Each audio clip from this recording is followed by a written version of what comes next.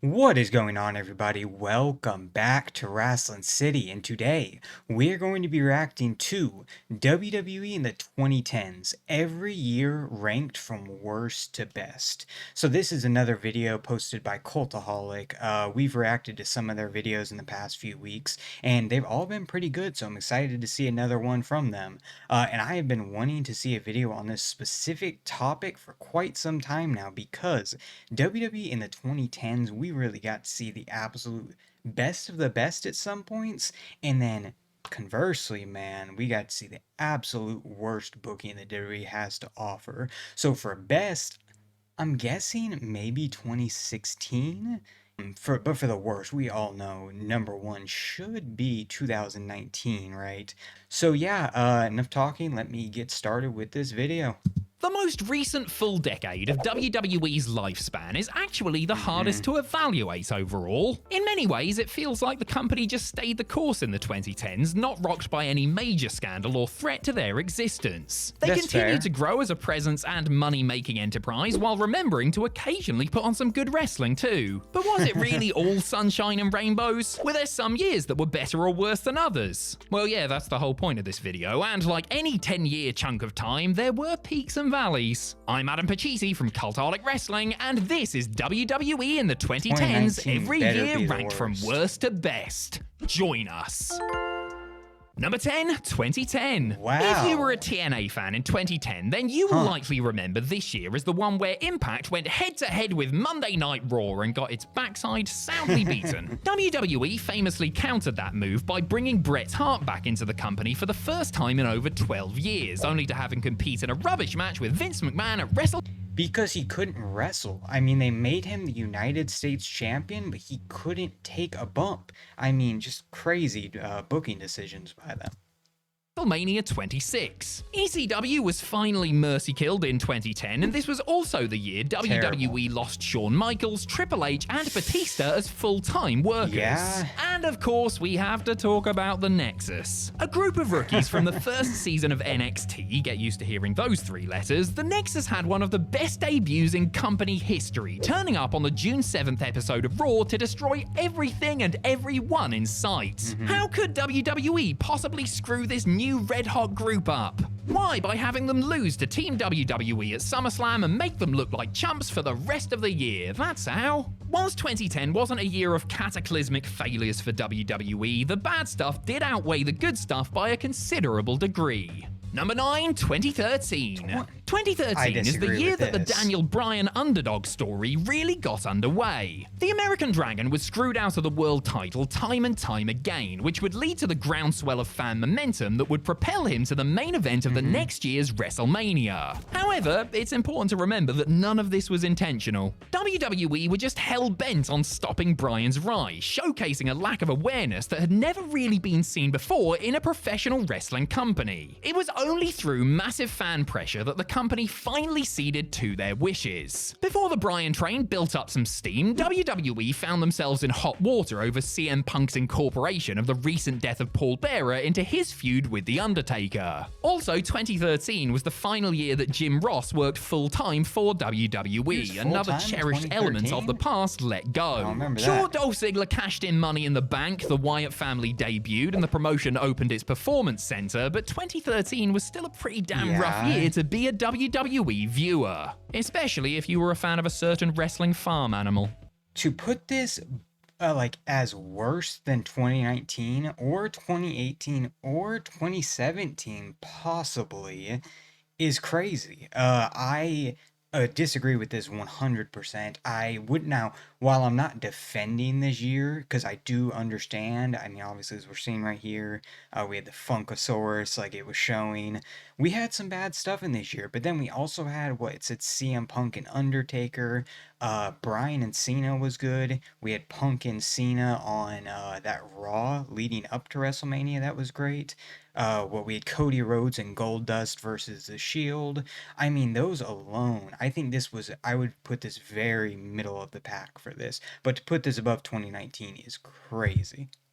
Number 8, 2012. WWE's accountants would probably say that 2012 was a great year because it was the year of the most bought WWE pay-per-view of all time. WrestleMania 28 was sold on the once-in-a-lifetime lol match between The Rock and John Cena, a tactic that certainly bore fruit. The night after Mania, Brock Lesnar made his return to WWE after 8 years away, which may or may not be a good thing depending on how you feel about the Beast. Raw celebrated its 1000th episode in 2012, which was nice until everybody realized that the special 3-hour runtime wasn't going away. 3 hours every week. What takes 2012 to the next level is the creation of its brand new developmental system. The name NXT had previously referred to the company's weird reality come game show thingy, but was used to replace the previous farm system of FCW in 2012. With Seth Rollins as its first ever champion, NXT quietly began to grow into the monster success it would eventually become. Oh, and speaking of Rollins, he made his main roster debut at Survivor Series alongside Dean Ambrose and Roman Reigns. Those three guys may have played a part for the rest of the 2010s, you know? Number 7, 2019. It seemed like nothing good could happen in WWE in 2019 without it being connected to something awful. This was the year that women main evented WrestleMania for the first time ever. Unfortunately, WrestleMania 35 lasted a bum-numbing 7.5 hours, including the pre-show, the longest pay-per-view in WWE history. SmackDown moved to Fox, which was worth big bucks to the big dubs. Sadly, this led to Brock Lesnar squashing Kofi Kingston for the WWE Championship, practically erasing all of the goodwill that his Mania title win had built up. WWE put on their first televised women's match in Saudi Arabia's history, which was good. What was less good was Goldberg almost killing The Undertaker at another Saudi show earlier that year. And then there's The Fiend. Bray Wyatt's alter ego gripped us when it first emerged at SummerSlam, only for the character's momentum to get squashed quicker than a bug on a car windscreen. The farcical ending to The Fiend's match with Seth Rollins at Hell in a Cell drew the ire of just about everyone in the wrestling fandom, and with good reason. So yeah, 2019 had a lot of positives, but almost all of them came with a caveat.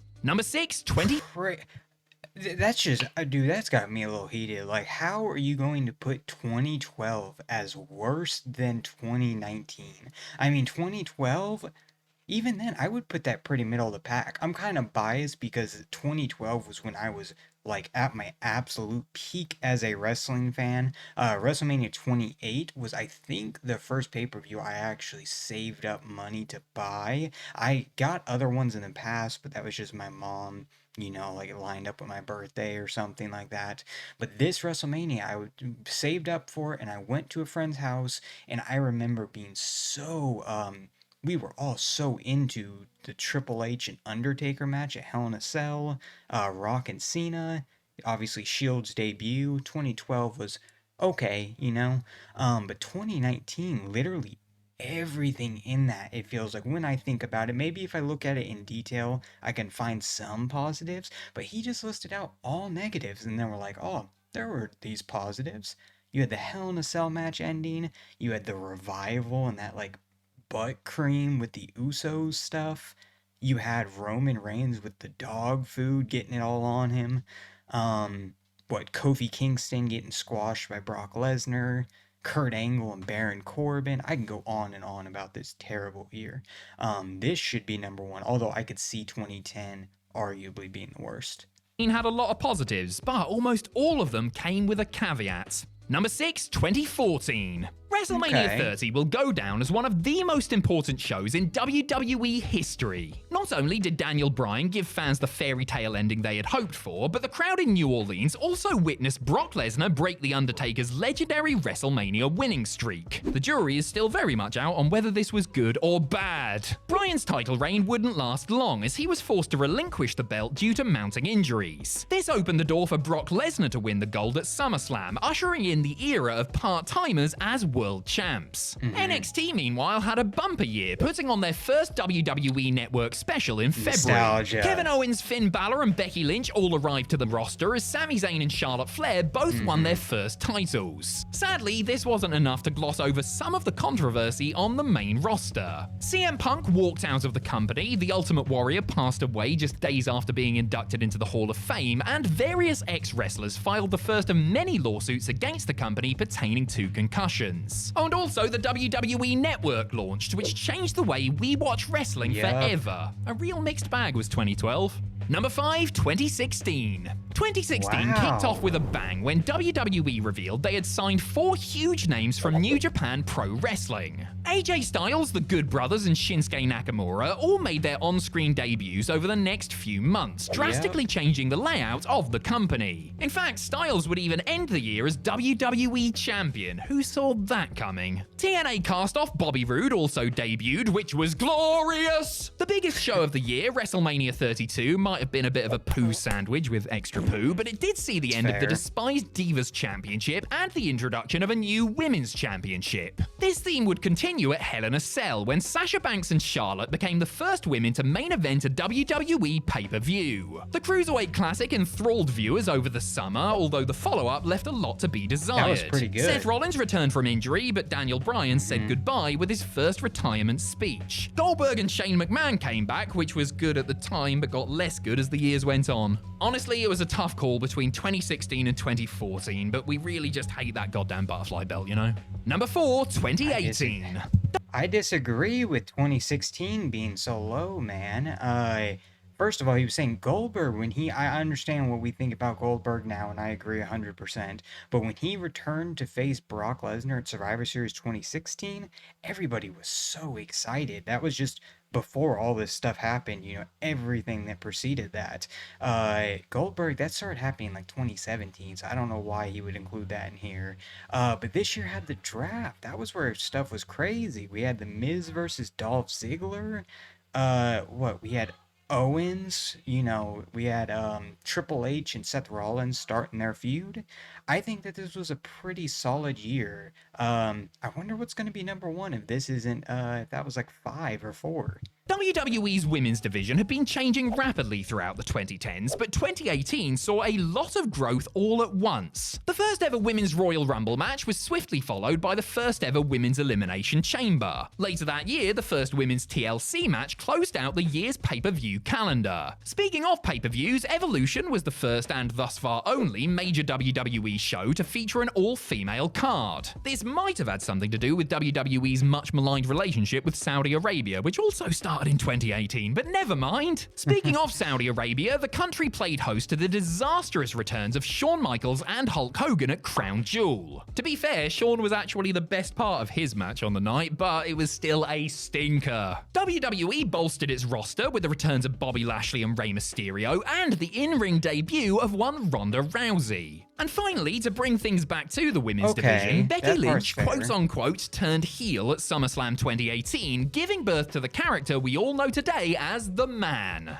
Number 3, 2011. When you look at WWE in 2011, there is no way it should be this far up the list. WrestleMania 27 was an utter blowout, Randy Savage passed away, Edge retired, and the 40-man Royal Rumble was, how do I say this politely, bollocks. But when CM Punk sat at the top of the ramp on the June 27th, 2011 edition of Raw, nobody could have predicted what was about to happen. In a rant the likes of which we had never seen before, Punk took on John Cena, Triple H, Vince McMahon, and even the fans in a scathing rundown of everything he thought was wrong with the company. To this day, it remains one of the most important promos in all of wrestling history, injecting some much-needed excitement into the product and bringing back thousands of lapsed fans. Punk's title reign, which started with an iconic match at Money in the Bank, might not have lived up to expectations, but there can be no denying just how important his rise to the main event scene was to the industry as a whole. Number 2, 27. Once again, this list is like all over the place. I mean, we had the summer of Punk, but it ended terribly, Triple H beating Punk. Well, I guess let me not say it ended terribly because he won the title at the end of the year, but it wasn't some perfect storyline, and he basically just mentioned 2 moments, the pipe bomb and the match at Money in the Bank 2011. Everything else in this year was terrible. We had Del Rio winning the Rumble that year. We had Miz versus John Cena main eventing Mania that year. Just very mid-year. I don't know why I don't know, man. We'll see. The main event scene was to the industry as a whole. Number 2, 2017. It says a Okay. lot that the year in which Jinder Mahal was WWE Champion can make it this far up the list. The women's division took a giant leap forward when the first ever all-female Money in the Bank match was announced. Sure, it might have been won by a man, but the thought was there. Aleister Black and the Crazy. Undisputed Era debuted down in NXT, and Drew McIntyre returned to the company via the Black and Gold. That promotion put on TakeOver Chicago in May, which was the starting point for the era-defining Gargano vs. Ciampa feud. Also in NXT, we got the return of War Games. Sorry, that should be War Games! Asuka's main roster call-up was supplemented by former favourites Mickie James, the Hardy Boys, and Kurt Angle returning to the fold. The first ever Mae Yeah. Young Classic introduced fans to swathes of new female talent, including Shayna Baszler, Rhea Ripley, Bianca Belair, Candice LeRae, Lacey Evans. Okay, we should probably stop there, otherwise we'll be here all day. And come on, was Jinder's title reign really that bad? Alright, it was, but still.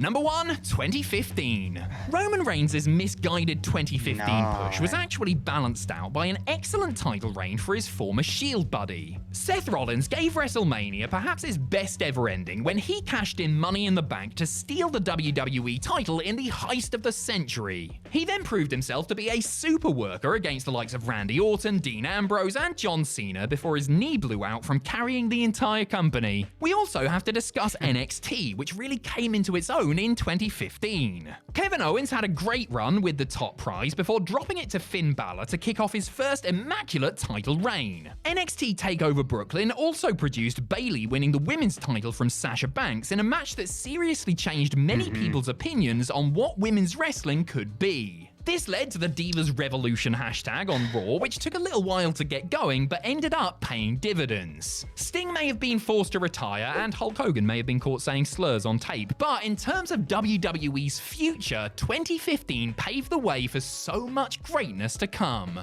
Wow, man. Okay, so that is Cultaholic's ranking of every year in the 2010s from worst to best. And like I've said throughout this whole video, man, I disagree with almost every single one on here. That's kind of crazy. 2015, I would put probably in the middle of the pack. I mean, we did have a really good WrestleMania that year, but if we don't look back at it with like rose, was it like rose tinted glasses? Rollins, it was like every week. It was like Seth Rollins, Kane, and Big Show versus like Roman Reigns and the Usos, or like Roman, Dean Ambrose, and some other face on SmackDown and Raw in 6-man tag matches. And then Rollins would lose, and then he would retain at the pay-per-view. And then it ended with him, getting injured and the whole Sheamus and Roman Reigns stuff. Number one I would put is 2016 for sure. But 2010 being the worst, I think 2019 is the worst, but I could understand 2010 being the worst. He also didn't talk about the anonymous Raw GMs that were, or not anonymous, but the celebrity guest hosts that were every single week in 2010. Also another terrible aspect of this. But yeah, don't forget to drop a like, comment below which ones you agree or disagree with, and don't forget to subscribe to the greatest city in the world, Wrestling City. That's about it. I will see y'all next time. Peace.